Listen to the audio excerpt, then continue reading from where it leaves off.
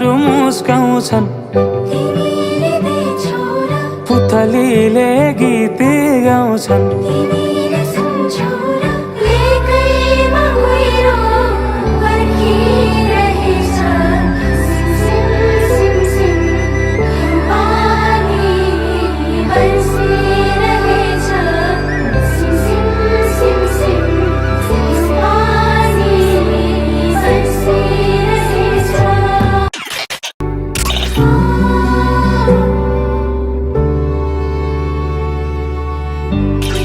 तिमी बिना तिमी हुनु नछोएरै हरदम।